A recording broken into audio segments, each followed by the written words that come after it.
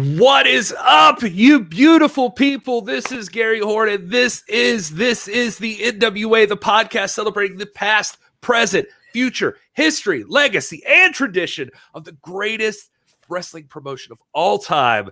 We're talking about the National Wrestling Alliance. Obviously, that's why we're here. That's why we're on this channel. And it is so good to see all of you. And we are coming off of one of the hottest episodes of Fire, NWA Powerrr. One of the hottest episodes of Fire. Yes, one of the. It was so hot. It was fire. That's it. Anyway, luckily for you all, I am not alone. I am joined by Wil Martin. Hey, Wil, how's it going? Hey, I am doing so great. That was a stacked episode. You know me. I'm the tag team guy. This was like Christmas for me with these tag team matches and a lot of chatter about the tag team titles. So I'm excited to get into it. Yes. And the other man down in our lower section here, the one who makes up the base for our queen when we do Bohemian Rhapsody here for you here in about 15 minutes. That's the doctor. The PhD is real. That's Doc Stinson. What's up, Doc? What's up, guys, man? Can't wait to talk about this fantastic episode. I'll tell you what I'm on fire for. That doggone opening counter, that music that I believe Wil wrote on his synthesizer that he has in his house. That was fantastic, man. I love that. Not true. I'm going to tell you a little something. That intro, not only was it not written by Wil, it was the generic intro that I accidentally selected instead of the one that Wil did beforehand, I think, if I'm not mistaken. So we are nothing if not professional. So lucky for us, we have a wrestling promotion that is so much more professional than we are, and that is the National Wrestling Alliance. And doggone it, today was a good show. Guys, I am fired up. There is intrigue, suspense, just you don't know what's going to happen next on the set of NWA Powerrr, and I just can't wait to dive into this. And I'll tell you another thing. I wouldn't say it to his face, but Tyrus, he looks like he's angry all the time. He's got a very bad attitude, and I just point that out. And that's how they left us this evening. But Rob, don't look up into the heavens and shake your head at me. All right, so let's start out right out the chute and start coming at Tyrus for having a bad attitude. The man's competitive. What crime has been committed there? Whatever. We'll get to Tyrus. Go on with your monologue. Go on with your monologue. There's no monologue here. We're going to dive into this show. We'll get to Tyrus. We'll get to all of you out there watching right now. We'll get to your comments, your questions, everything you got in the chat right now. If you're joining us live on YouTube, thank you so much for being here. The NWA is grateful for each and every fan, everybody who's watching on Fight TV. And we're also grateful for you being here. And because they're so grateful for you, they wanted to have some extra interaction for you to take part in. And that's what we're doing here. They want to hear what you guys thought about Powerrr. So stay tuned. We're going to be talking about what you're saying in the chat. And we're going to have our regular Powerrr rankings. If you're not familiar with us, we all do a regular show called This Is Pro Wrestling. You can go over to our YouTube channel, youtube.com/This Is Pro Wrestling, or it's at TIPW Show on everything. Please feel free to check us out. We're doing a history of pro wrestling, as a matter of fact, right now. I think you guys would really, really dig it. But enough about us. Let's talk about this show. We opened this thing up, Joe Galli, Tim Storm, and we find out what Wil was alluding to earlier. This is a special tag team edition of NWA Powerrr. All tag teams, except for our main event, which is a beautiful, beautiful TV title match. But anyway, so Joe and Tim are joined there by Aaron Stevens, and who he's flanked by Kratos, and he's just standing there looming in the background.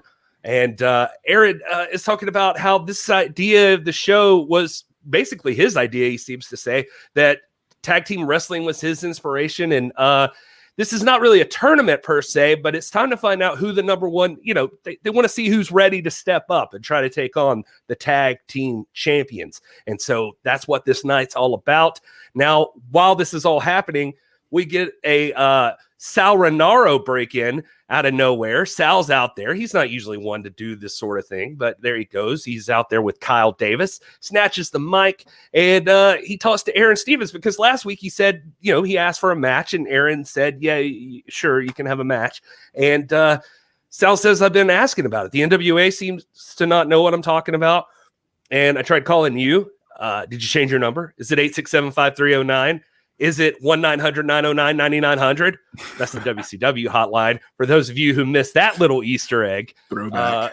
Yeah, that's a callback. So anyway, Aaron he talks to Tim and Joe and just says, this is one of those things, a little mix up. I promised him a match, but you don't just walk in and demand a tag team title shot.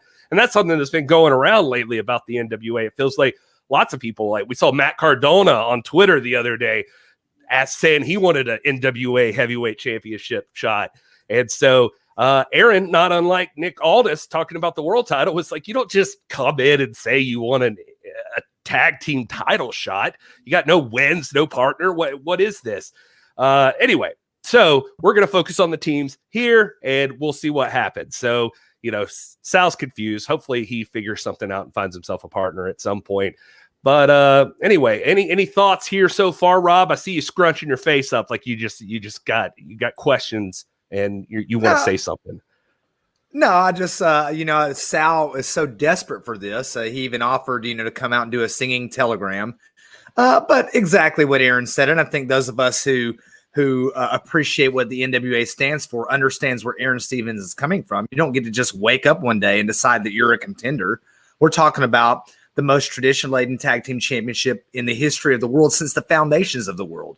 And just because you decided now you're a bad dude ready to compete for it doesn't make you a bad dude ready to compete for it. I did like the fact that Aaron pointed out that he called Sal Rinauri, referred to him as Prince Pigtail.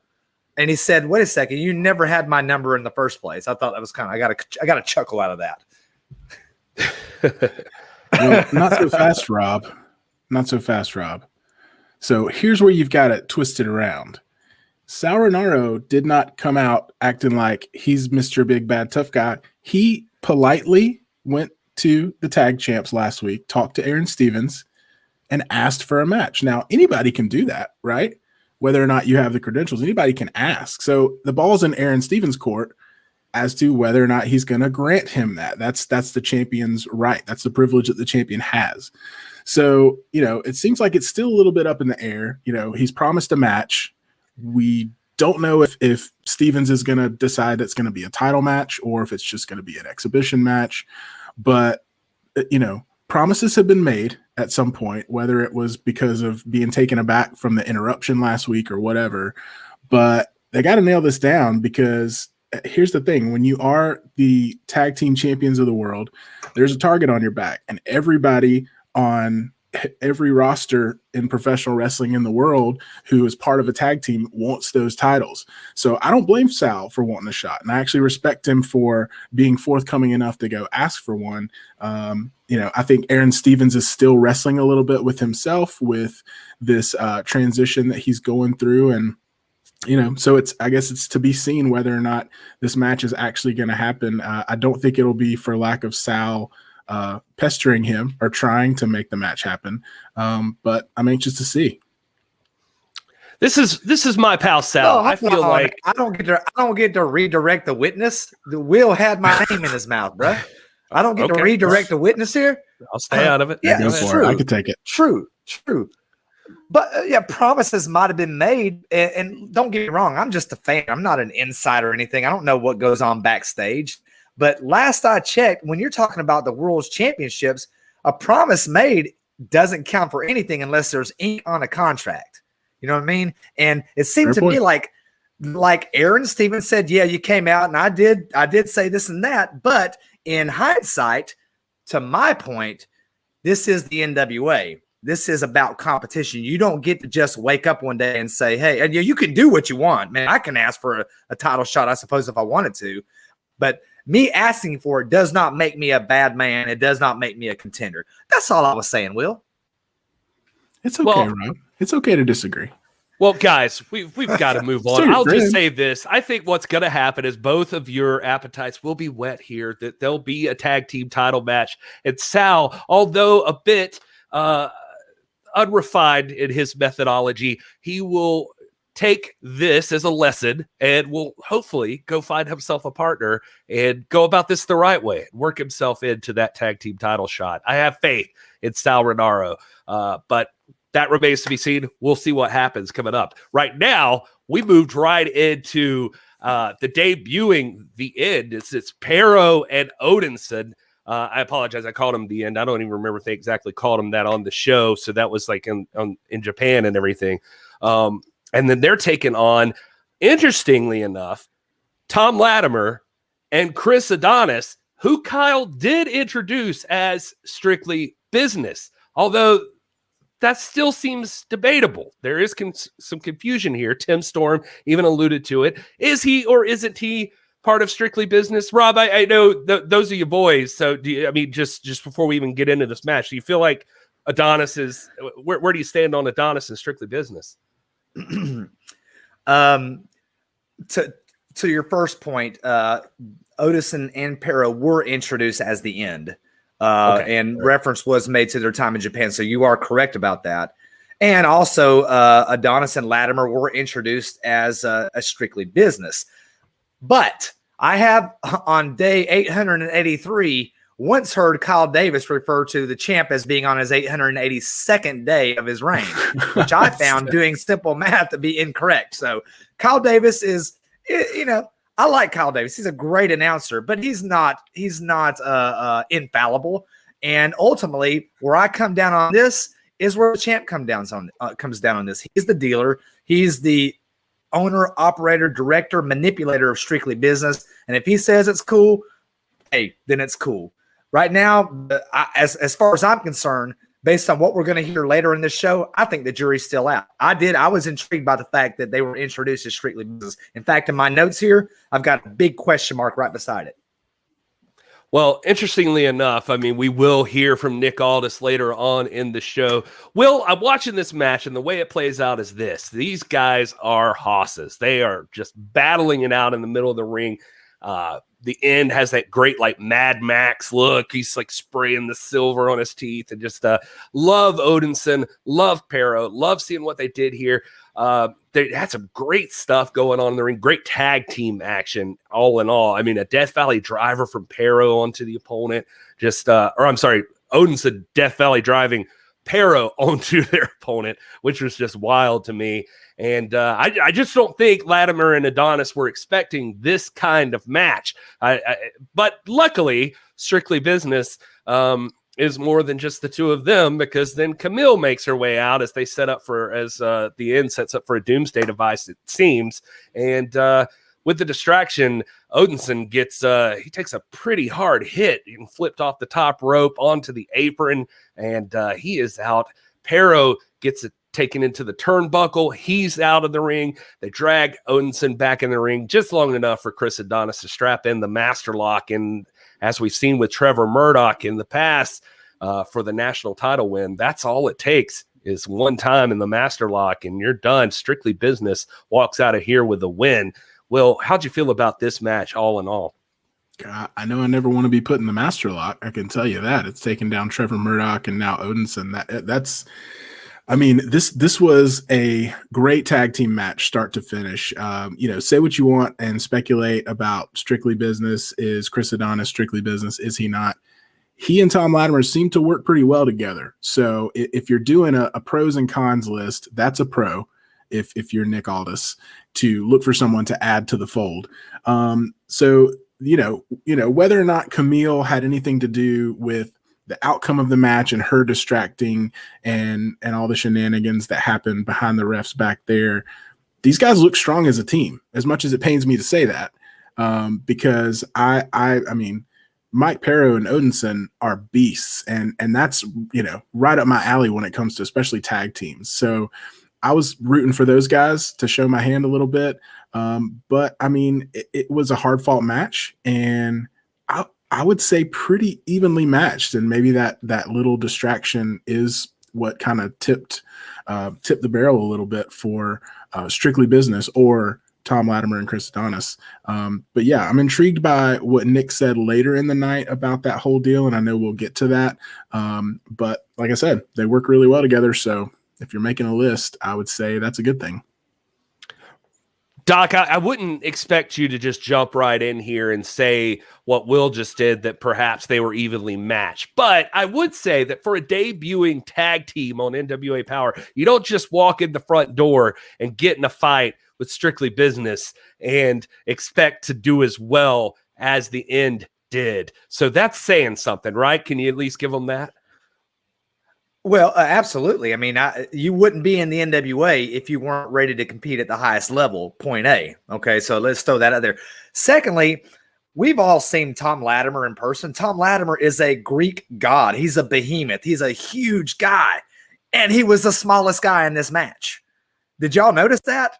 I mean, he was the littlest guy in this match, and he is not a little guy. So you got a major, I mean, Powerrr and Odinson, they weighed in at 600 pounds. Just those two guys. I mean, this was a major clash of titans here. So I didn't expect anything but a great struggle. And again, Powerrr and Odinson, they're not new to each other. They've got a storied past. They've done their work. They've done their stuff.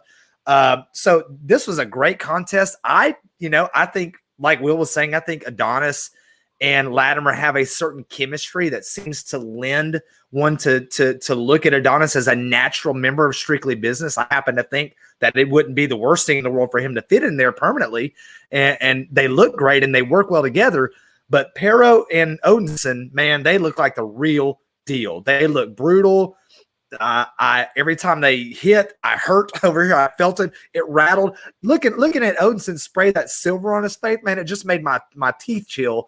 And every time those guys hit Latimer and Adonis, I felt it rattle the fillings in my teeth, man. I felt it all the way here. It was a fantastic match. I agree, actually, with Wil on this point.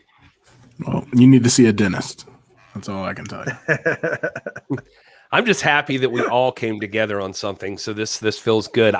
All I know for sure after this match is we have not seen the end of the end. I didn't mean to do that even as I started out that sentence, but it just happened. And so we just got to let it flow. But anyway, all right. So next up we get wherever Camille goes, so it seems does Thunder Rosa, because Thunder Rosa is still unhappy with Camille. And Camille may be trying to avoid her. I don't know. But I know that if Camille makes her presence known, Thunder Rosa will be there. So, of course, Camille's celebrating at ringside, and Rosa is out, and she is on fire. I don't even know half of what she said because unfortunately, I don't speak more than one language. But I can tell you that she is unhappy. And Camille just kind of laughs it off.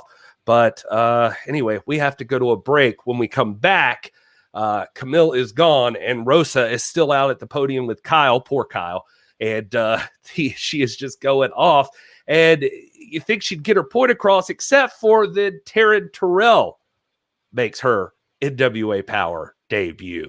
We saw Taren at the pay-per-view, but here she is on the Powerrr show for the first time, and Kyle, I don't want to pile on Kyle, but he seems to have trouble with her name every time. And she has to correct him, of course, again.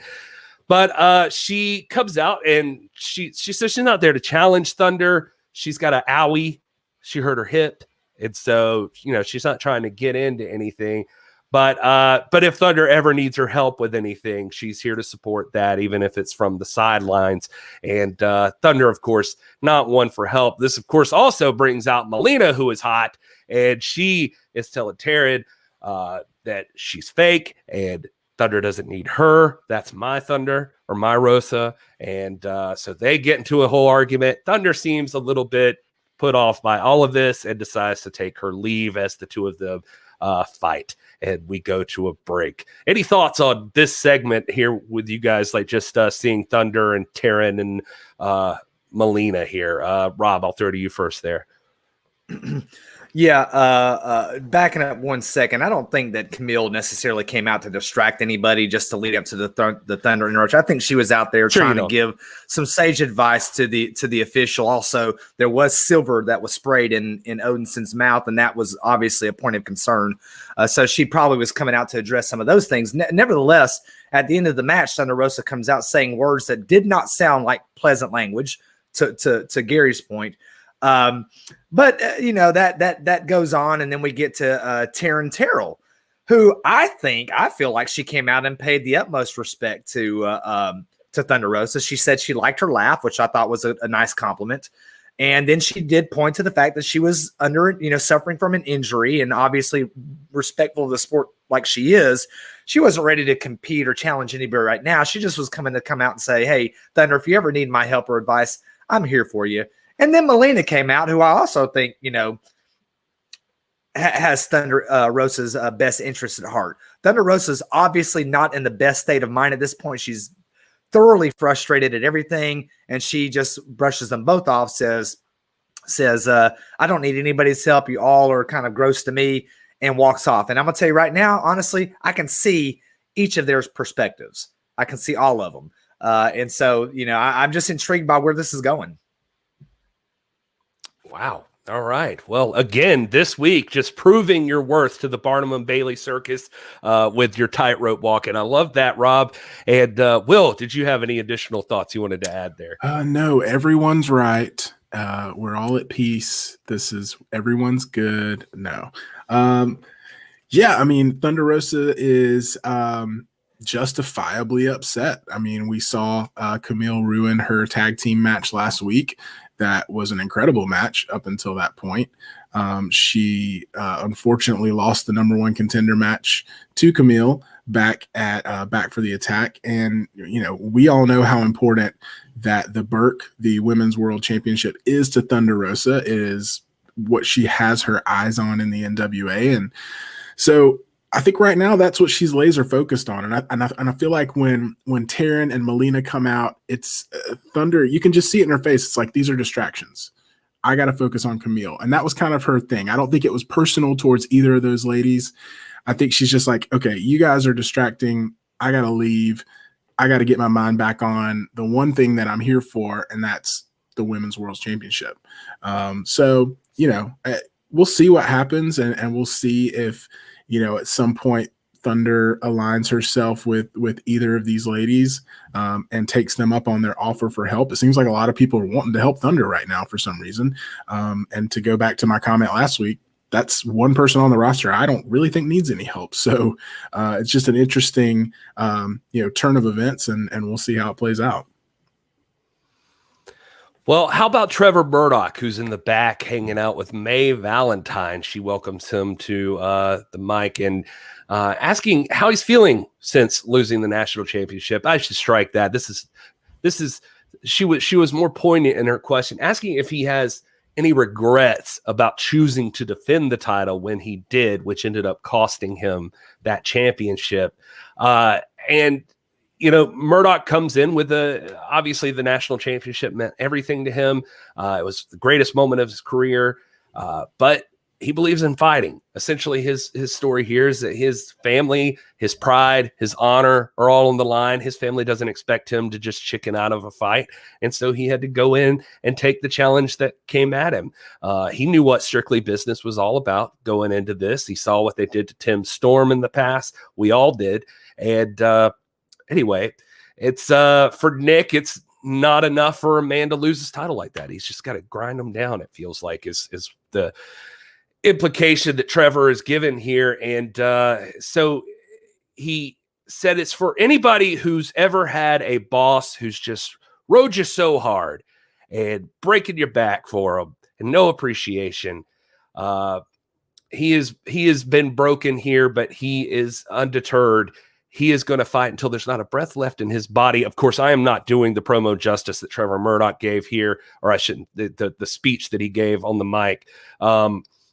But this is just the way that God made Trevor Murdoch. He is going to keep fighting, and Nick Aldis, he is coming for you now. So Nick Aldis has unleashed a fury, Will. It seems like dangerous times to be the real world's heavyweight champion when you've ticked off Trevor Murdoch. Yeah, it's always dangerous to be the real world's champion. You hold the highest prize in the sport of professional wrestling. But right now, in particular for Trevor Murdoch and Nick Aldis, it is a very volatile time, because I think Trevor Murdoch, and as much as it pains me to say former national champion Trevor Murdoch, that championship did mean everything to him. And I think he understands that Nick Aldis, although Nick didn't defeat him for the championship, that was Chris Adonis, Nick was the one pulling the strings. I think he sees through that. I'm going to set this up so Rob can spike it. He's already rolling his eyes. That's fine. Let me finish. But he was masterminding all this, and he could say, we're going to get into what Nick said after this about, the current state of Strictly Business. Obviously, that is something buzzworthy right now. But Nick, no matter what he says, he had something to do with this, and I think Trevor sees that. And I think as much as Trevor loved holding the NWA national title, as he should, he called it the pinnacle of his career so far, that there's a higher prize, and that's the world's championship. And maybe he didn't have a reason to go after it until now. Everybody in professional wrestling wants it.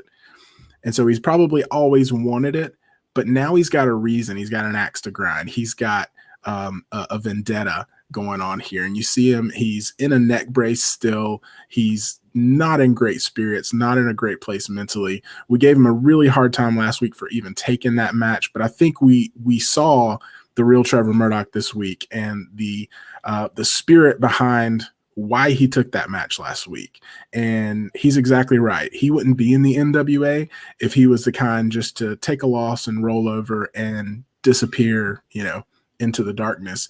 He's here, and he's going straight for the top. And I'm really intrigued to see how it's going to go. So Rob, disagree with me. Go. I barely, first of all, I almost didn't even pay attention to this interview because we just got the Austin Idol Universal Wrestling College commercial. And so I was already like mesmerized by Mae Valentine. In fact, I was like transported into Dirty Dancing, and all I heard as she was speaking was, just a fool to believe I am anything she needs. And then I realized, oh, wait a second, Trevor Murdoch's out there now. There are so many errors of fact and fallacy in what you just said, Will, that it might take the rest of the show for me to unpack it. I'm going to try my best to do it in a couple of quick moments, okay? I'm just First trying of all, to picture you and Trevor Murdoch doing the lift from Dirty Dancing. Yeah, right. I'm not here to trash Trevor Murdoch. I respect Trevor Murdoch. Again, like I said earlier in this show, if he weren't one of the greats, he wouldn't be in this promotion. He deserves every good thing that comes his way, and he's got some learning to do, which is something that Nick Aldis has pointed out in the past, and I think that right now is his tragic flaw. He talks about standing for family, honor, and integrity as though Nick Aldis did anything to violate that. He's blaming Nick for the loss of the championship. Let me a lot of time must have passed for you, Will, in the last 7 days, because last I checked, Nick didn't have anything to do with Trevor Murdoch coming out and interrupting his interview. Nick didn't have anything to do with Trevor Murdoch demanding a match with Adonis. Nick had nothing to do with that. All Nick simply said was, now that you've rolled the dice, let me remind you of something that Harley Race taught both of us, and that is never turn your back on your opponent. I fail to see what Nick Aldis did here that was anything wrong or in any way unbecoming or unprofessional to Trevor Murdoch. And the fact that he was going to wait a minute. So he was just going to say that anyway. He was just going to say what anyway? Never turn your back on your opponent. And no, he wouldn't have. No, Gary, stop. He wouldn't have said it, period, had Trevor Murdoch not come out there. Nick Aldis didn't come out there and say, hey, let me invite Trevor Murdoch out to interrupt my interview time. That never happened. He came out there, imposed himself on the champ, didn't even have the decency to challenge Nick for his championship, or pardon me, Mr. Aldis for his championship. Instead, he decided to go back and readdress something that had already been addressed. And Nick Aldis simply called a spade a spade. You come out of here on my interview time, you want to call out Chris Adonis on my time? Let me remind you something that we were both taught. Never turn your back on your opponent. Boom, and there it was. Don't try to put this. You guys are so easily befuddled. Do not put this on Nick Aldis. Do not put this on him. He had nothing to do with that. A heck of a coincidence, man. I'm just happy to see that your education is not getting in the way of your ignorance. That is good. It's good to know.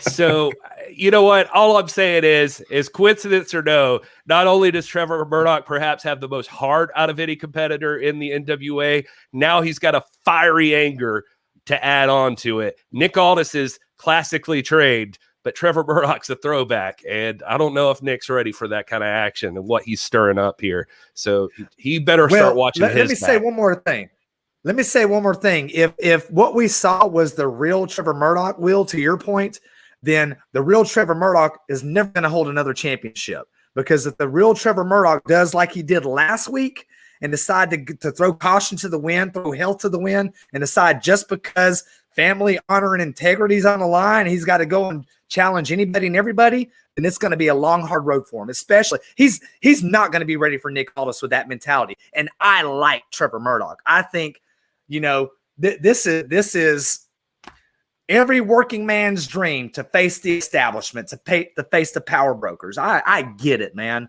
but you got to temper your fury with reason. You can't let emotion get in control. And Nick Aldis told him that. Get control of yourself. If you want to face me at your best, then you got to be focused on the prize, not on the past. You got to not let anger mix things in.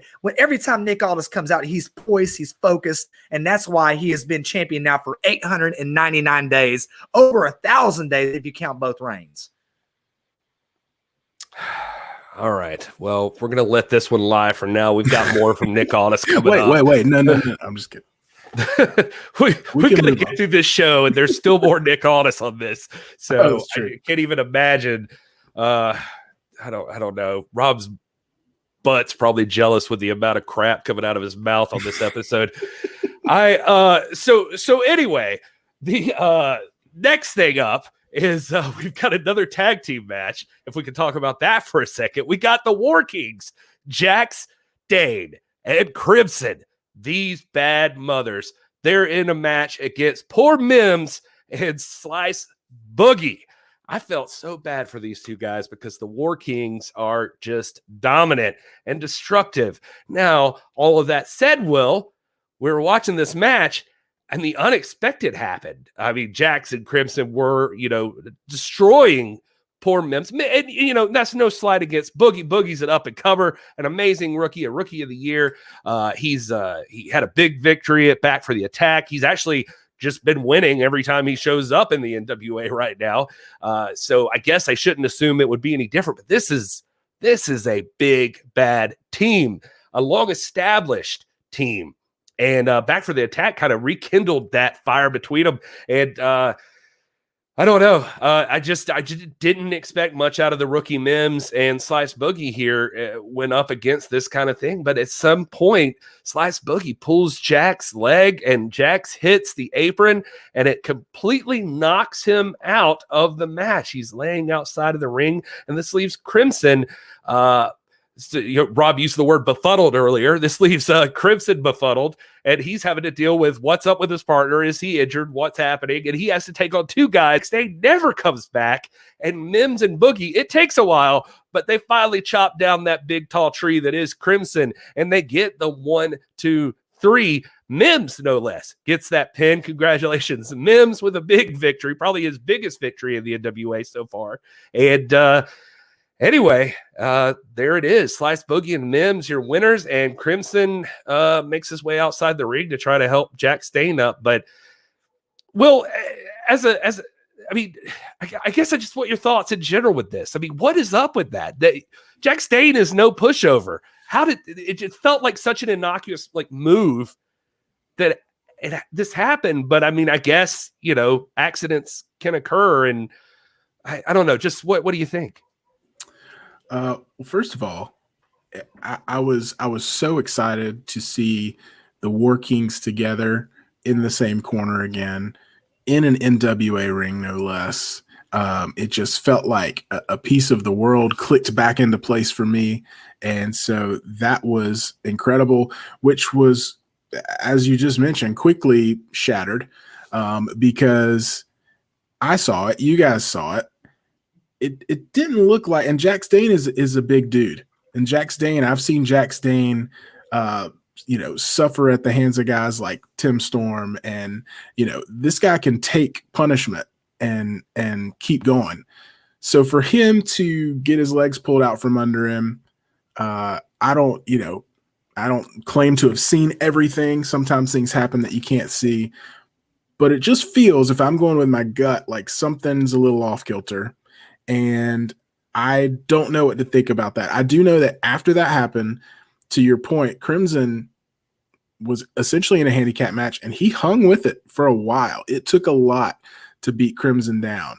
And, props to Mims and Slice Boogie. Those two guys, as you said, are up and comers, for lack of a better term. They are, they're dangerous. They're a dangerous piece of the NWA roster right now, and people should be scared of them. I mean, we talked about Slice Boogie last week. Impressive victory at Back for the Attack in a match that Jack Stain and Crimson were both in. So it's not the first time Slice Boogie's been in a ring with those two.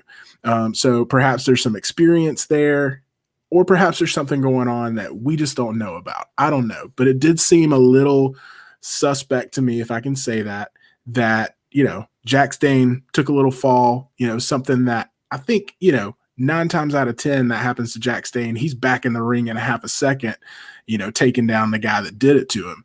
So it seemed a little suspicious to me. That's all. Doc, I have a hard time believing that in perfect circumstances, had these two teams gone head to head, again, I don't want to take away from Mims and Slice here, but the War Kings, I mean, are seemingly unstoppable most of the time. So, I mean, are we to believe that Slice Boogie and Mims are the better team now, or what do you make of the outcome here and what happened with Dane and Crimson? Well, I think most professionals would tell you that better is determined not by who you are pulling for, but by who ultimately wins. And so on this particular occasion, yeah, I mean, they were the better team. And I agree with 98% of what Will said. I mean, this was one of the most anticipated returns. The War Kings. I mean, if you follow all of our people on social media, when they found out that Crimson was going to be at the pay-per-view and Jack Stain, I mean, we were all talking about War Kings. Oh my gosh, they're going to run roughshod over everything. But the brain is a strange thing, man. When you fall and you hit that prefrontal cortex, it can knock you out for days, man. That's happened to me before. I got knocked out for like 3 days and woke up in Tijuana, Mexico. Prefrontal cortex, man. So, and you're dealing with two professionals like Slice Boogie and Mims. Hey, stranger things have happened, man. I was surprised. I didn't see it coming, but once again, in the NWA where competition is king, you're dealing with guys that on any given day can beat anybody. Well said. All right. Well, let's take a moment just to say, by the way, that if you didn't catch the website, Austin Idol's Universal Wrestling College is at universalwrestlingcollege.com. I do want to give that a shout out on here. We've been seeing those commercials, and he's a heck of a guy, that Austin Idol. And if you want to learn from the best, that's where you can go do it. That website is currently taking applications for new students.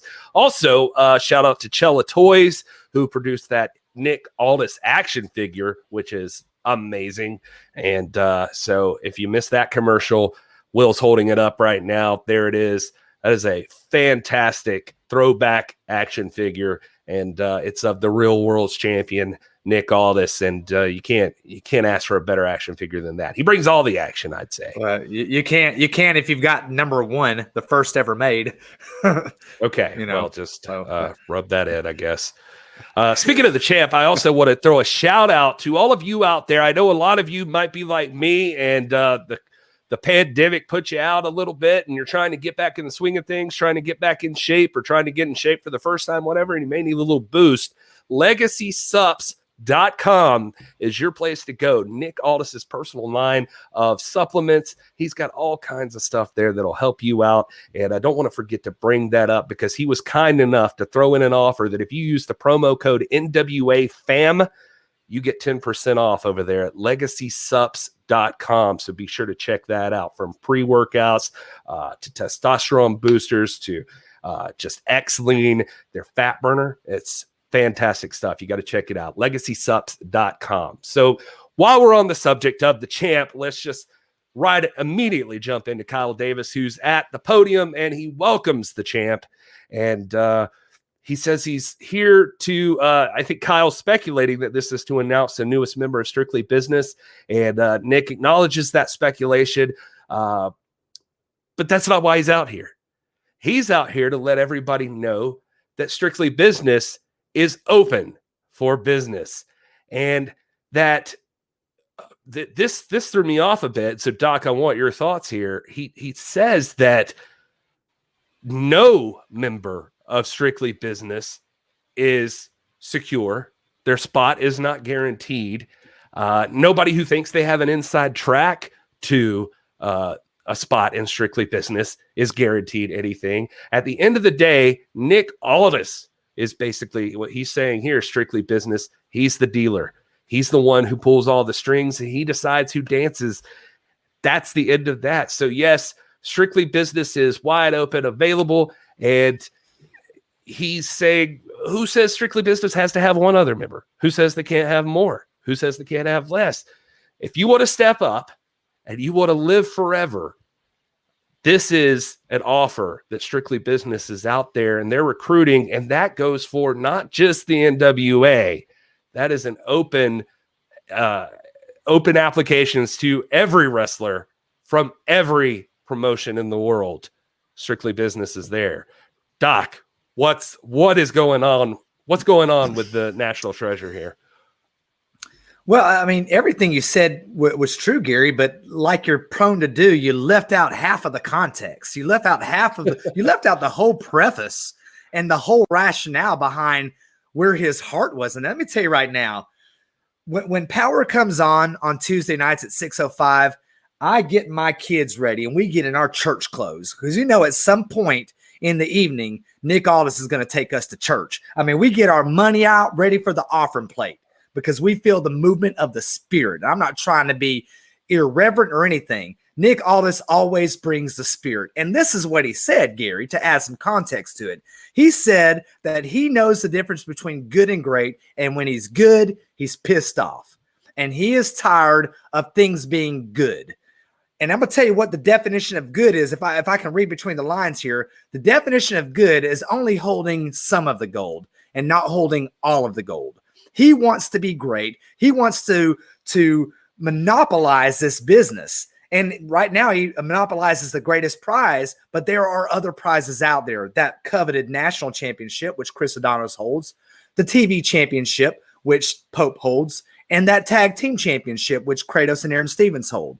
And so what he says is, if you want to live forever, if you want to be great and not good, then I'm listening to potential prospects. If you're interested in being good, if that's what's good enough for you, then you're not good enough to be in the elite. And therefore, at any time, anybody's position is up for grabs. He did not come out there and say Camille's on the chopping block or Tom Latimer's on the chopping block like y'all are trying to paint the picture. What he says is, I, as the owner, operator, manipulator, dealer, the one who runs and sets the tone for Strictly Business, I'm interested in one thing, and that is greatness, not goodness. That is exactly what he said. Convince me otherwise. Well, I'll let you take that. You left out the best quote, and that is that the scuttlebutt is electric. And it really is. The scuttlebutt is electric tonight, especially with the Doc down here beneath me. So we're here talking about the I don't mean to interrupt you, but no, I thought that scuttlebutt is electric. When he said that, I was like, man, that is the next great NWA t-shirt, man. I love that line. Anyway, I'll pre-order it tonight. But the scuttlebutt is indeed electric. And I will take this opportunity to say any position on this podcast as well is open. So if anybody wants to put in their applications, same thing. But no, so I'm going to semi-agree with Rob a little bit. You've got a group of people called Strictly Business. And any smart business, I'm a business owner. There's business owners out there that get this. You're always going to do what makes the most business sense, right? So, I mean, at the end of the day, unless you are the dealer, nobody really is safe. So that makes sense. I agree with you, Rob. I don't really feel like he was singling out anybody. I mean, you've got Tom Latimer, who is a beast. You've got Camille, who's the #1 contender, arguably on her path to hold the women's world championship. So I don't think, he was trying to imply that those guys are on the chopping block. It's just interesting to come out and say that publicly. That being said, he didn't, again, answer the question about Chris Adonis. So it's still an open-ended question. We've got earlier in the night him being announced as strictly business.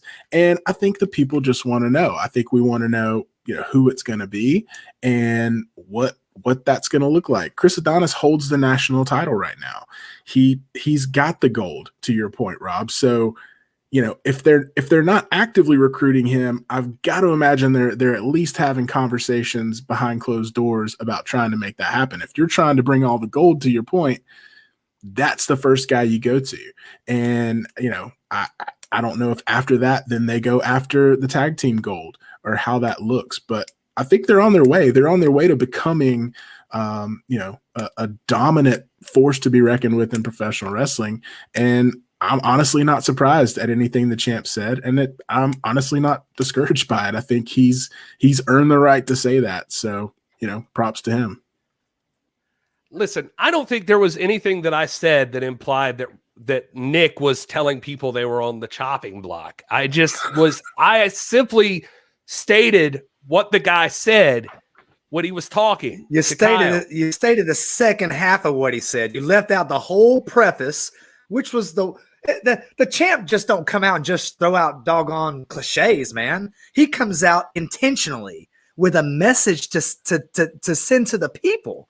And so he prefaced this whole speech, which I thought was so far of this season of Power, his best moment as far as on the mic goes. I mean, it was a phenomenal. I was getting chills. I'm getting chills right now.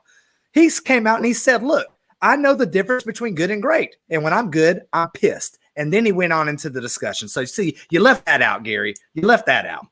We're at like a year of you trying to be Nick Aldis's PR agent. And I'm just saying, you're taking everything so personal. Whatever. We got to move on in this show. I'm just saying, if you're trying to be, one day you're going to go far, Rob, and I hope you stay there. Scuttlebutt is electric tonight, ladies and gentlemen. All right. This next up, we've got the main event. It's the Pope, and he's taking on Fred Rosser, TV title match. And we're back to the 6:05 time limit, I guess, on TV. That's what it's going to be. And so here we go. Just, the thing is like, I'd love to tell you like all of these amazing insights about this match. And all I can really tell you from my perspective is that it's a really good match and you should see it. If you're not subscribed on Fight TV to NWA Powerrr, what are you doing? Because the Pope and Fred Rosser just took you to school. And those two had a hell of a match. And unfortunately for Fred Rosser, not enough this time. The Pope getting the 1, 2, 3 before the 6:05 time limit. And he is on his way to that lucky 7. I don't know. Will, how'd you feel about Pope defending the television championship? Fantastic match. I mean, these guys, they're both at a level that I've never seen them before. Fred Rosser, and he's been, we've seen him in a lot of different matches in the past year, and had the privilege of being exposed to him and seeing some of his stuff on UW and Primetime Live, and just watching him reach the levels that he's reaching right now is really motivating. It's encouraging. To see him in an NWA television title match was really cool. And the match lived up to everything I thought it was going to be. I mean, both these guys came to win. They both really put it all out there. And to be honest, and I might have said this to you, Gary, when we were watching this, I just assumed it was going to go the time limit because I was like, these guys, they're evenly matched. And this is where that 6:05 time limit is going to really benefit the champion in the Pope. So I think that's what I expected. And the fact that Pope, squeezed one out there at the end was pretty exciting. And it goes a long way to cementing his legacy as a great all-time NWA television champion. But you're right. I mean, he's made his intentions clear. He's on his way to that lucky 7. And when he gets there, there's going to be no hesitation in his mind to cash in that TV championship for a world's title match, which rightfully so. You got a shot at that title, you take it. So that seems to be the path he's on, and he squeaked one out against Fred Rosser tonight, and it was a hard-fought, great match. Yeah, to Gary's point, if you didn't watch that, go back and watch this match. It's a must-see. Doc, I'm not going to sit here and try to pick your brain about what you think would happen if Pope makes it to a world title shot. So I'll just say this. Tyrus pops out at the end there, and he clearly has his sights set on the Pope. What are your thoughts there? What do you think is going through Tyrus's mind? Do you think Pope has what it takes to get there? Can he cash in on the national treasure and get an opportunity at the real world's heavyweight championship? Yes, yeah, he can. He absolutely can. Gosh, I hate to wind the show down with us agreeing on everything, but I agree with practically everything Will said. In fact, this match was quite an excellent match. Probably, and I'm just going through my head real quick, thinking about all the matches we've seen since Back for the Attack, and this might be maybe the third or fourth best match we've seen so far. It was an excellent match, and I think both Fred Rosser and Pope have all the makings of everything. And I would say to both of them, remember this: strictly business is open for business, guys. You may not want to, hey, Pope, you may not want to trade that championship in for a title shot. You may want to trade it in for a shot in strictly business, because you got what it takes, man. You are a star in the making, and you are too, Fred Rosser. This is a fantastic match. I agree with everything Will said. Loved it. I didn't realize that Rob was hired as the Strictly Business recruiter, director of recruiting, but you're doing a great job so far. If there is a path up the skirt of Strictly Business in any way, shape, or form, Rob will find it. So there you go. Anyway, let's see. So that's I don't know if that's okay for the NWA show, but I'm just saying, Rob's a suck up. That's what I'm trying to say. All right, so we got to go to the power rankings. We don't have much time left. Rob, you've set up our power rankings. Let's jump into those. Let's see who's on top of things in the NWA right now. Where you want to start, Rob? Let's start with the tag teams, man. This was a tag team show. Let's start with that. All right, so obviously, rounding out number one, our champions are Stevens and Kratos. They've not scored a victory since the pay-per-view, which is what those rankings represent. We've not gone back and curated all of or combed all of the past episodes of Power. We've only kind of built these rankings in since the pay-per-view. So right now they're 0-0, but they're the champions. And so now from the bottom up, we've got Crimson and Dane at number 5. This may be a little surprising to people, but we see the controversy going on there. So I'm not sure that the mentality is there, the mindset's there for them to make a run, but they are still, cracking in the top 5 at number 5. And then we got Perro and Odinson had that fantastic match with Adonis and Latimer, came up a little bit short. Mims and Boogie with the upset win of the week, and now sitting at 1-0, coming at your number 3 contender, your number 3 ranked team, and your number 2 ranked team, and therefore your number 1 contender has to be Adonis and Latimer, the team representing allegedly strictly business. Strictly business. All right. We can pull up the women's. It hadn't really changed. There wasn't a women's match this week, but Rob, you can update us, remind us where we're at with the power rankings for the women. That's right. This hasn't changed since last week, since we didn't have a woman contest this week. I imagine that with Taren Terrell here in the mix and some others, this might fluctuate somewhat here in the upcoming weeks. So that remains to be seen. But based on last week's standing, Alex Gracia passed the eye test to crack the top 5. Genocide obviously looks like she's poised with an ultimate showdown with Camille or Thunder Rosa or any of them. She just looks fantastic. Thunder Rosa, although she lost that number 1 contenders match, I don't think there's anyone in the world that doesn't doubt that she might be the hottest women's wrestler on earth right now. But Camille did win that number 1 contenders match at Back for the Attack. She's currently sitting at 2-0, and she is the number 1 contender to the champ, the holder of Burke, and that is Serena Deeb. Well, so I don't think, Well, I was gonna establish with everybody these are strictly our rankings, and so these are not official. The opinions expressed here and everything are all our own. This is not of the NWA itself. We are grateful to them for letting us have a spot here. That said, let's show everybody our rankings for the men now. All right, coming in at number 5 is Trevor Murdoch. He's 1-1, but he is the former holder of the national championship. And I think if you can read the tea leaves, man, it looks like that he is gunning for Nick Aldis, and Nick Aldis is not one to duck a legitimate and worthy challenge. And say what you want about him, Trevor Murdoch is a worthy challenger. But you cannot deny the fact that Tyrus has come in and made a statement. He is 2-0. He's gunning for Pope, and what that TV championship could ultimately mean for him. He comes in at number 4. Pope is the TV champion. He's 1-0-1. He came off this big win against Fred Rosser tonight, and he is your number 2 contender, number 3 in the rankings. But that national championship title holder is, by virtue of his position, the number 1 contender, the number 2 ranked guy overall, and that is the masterpiece Chris Adonis.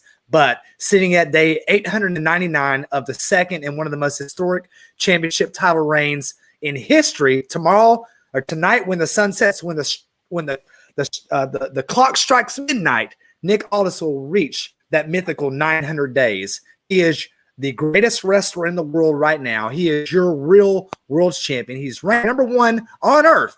He is the national treasure, the dealer, Nick Aldis. And that's your top 5 men's rankings. Perfect. All right. Well, again, as always, thank you guys for hanging out. Let's throw to the chat. Let's talk to you guys. Any thoughts you have, we want to have them, throw them in there. We want to hear what you're thinking. And just as we wait for that, we've got at This is Wil Martin, at This is Dr. Stinson, at This is Gary Horne. I know you guys all have places to be and things to do. So let's just throw to some folks in the chat and see what you're saying. One of the goblins already upset with you, Rob. He's saying, how is Tyrus the number 3 contender on this list? Well, he wasn't number 3, was he? Well, I mean, I guess he was the number 3 contender. Oh, you muted, Robbie. Number 4. Number 4 ranked overall, but number 3 contender again. Try to be as objective as possible, but right now, since the comeback, since Back for the Attack, he's got the best record in the men's singles division. He's 2-0, so you can't argue with that. Let's see here. Jedi Warrior wants to know, which tag team would you see joining Strictly Business? Will, I'll throw that one to you. Well, I mean, if you had asked me this before the show, I might have said the Workings, just because I could see them being a great addition. But now, I've got doubts in my mind about the unity of those guys. So I really don't know. I think it could potentially be a tag team that's yet to form, or that we've yet to see in an NWA ring. And I just have a feeling as soon as we see them, we'll be like, yeah, those guys are Strictly Business. So we'll see. I don't have a top, current prediction for that right now. You're really leaning in on this War Kings thing. You feel like something's fishy there, huh? Because I mean, you don't think it's possible that Jax is just just a freak accident? Jax is hurt. Look, man, I know tag team wrestling. I know the loyalty. I mean, one of the reasons I love tag team wrestling so much is the loyalty, the camaraderie, things like that. And again, if Jax Dane hit his head and we just didn't see it because the camera angle or something, then I'll eat my words on this. But it seemed out of character for a guy like Jax Dane to be out for that long. I mean, again, I've seen him take beat downs from guys, that were bigger than him and that were dominating him, and him come back and win the match. So it just seemed a little odd to me. So as a tag team guy, it sticks out in my mind as something out of the norm. So plus that on the heels of just me being so excited to see those guys reunited and in a corner together. So again, we'll see how it turns out. If something's going on, I'm sure it'll come to the surface, and I'm sure we'll see more of those guys, but it's TBD at this point. Jason asking if we have any update on Power Surge, what it'll look like. No, unfortunately, I don't think we have any specific updates on Power Surge. All we can say there is better be subscribed on Fight TV. That's where you want to go. $5. So as much as a ham sandwich at Subway, somebody said last week. That's all you got to do. Just jump right in there, and you can watch Power Surge and find out along with everybody else. And of course, we'll be here live talking about it. Also, throw it in there. Let's see here. Turbo saying, Rob, the rankings look great, but the question really is, who's going to be the person that beats the Pope? Gosh, man. I mean, right now it's shaping up to be, I don't know that anybody's going to beat the Pope for that title. I mean, he might run the 7 matches, but, Tyrus is looking like a legitimate and worthy contender. So we'll see. Excellent. Let's see here. Terry McDermott in the chat looking for more Jordan Clearwater. So hopefully you'll see more out of him. He is definitely an awesome competitor, and I hope we see more of them. Let's see here. Anything else I want to throw to? I think we're going to go ahead and wrap it up, guys. We're at our time, and we just want to say again, we're grateful to the NWA, and always all of us are most grateful to all of you who are watching right now, the fans of the National Wrestling Alliance. You made all of this possible. You made it possible that there was a post show, but most importantly, you made it possible that there is an NWA Powerrr to be watched right now, and all of us are better for it. So we are so grateful to the NWA, to William Patrick Corgan, for bringing this thing back. I think it's made all of our Tuesday nights a little bit better at a time where everything could be a real downer if we let it. So certainly happy to see all of our favorite wrestlers and our favorite commentators. Tim Storm, he just brightens my day every time I see him. Just see his face, it makes me smile. Yeah. But anyway, also one last thing. I just saw Craig O. Waffles mention Marty Bell in the ring. That reminded me, speaking of Puerto Rico, we would send a RIP out to Jack Veneno. Rob, you wanted to take that? I would say, yeah, one of the great Dominican wrestlers in history. And someone would say, that's okay. Some would say a former NWA World Champion. One of the most legendary stories in the history of pro wrestling, that match between Ric Flair and Veneno in the Dominican Republic. And there's still a statue to this legend erected in that country. And the people there in the Dominican know that Veneno won the championship that night. They know about it. We don't have time to go into detail. You can go look it up on social media or on Wikipedia or whatever.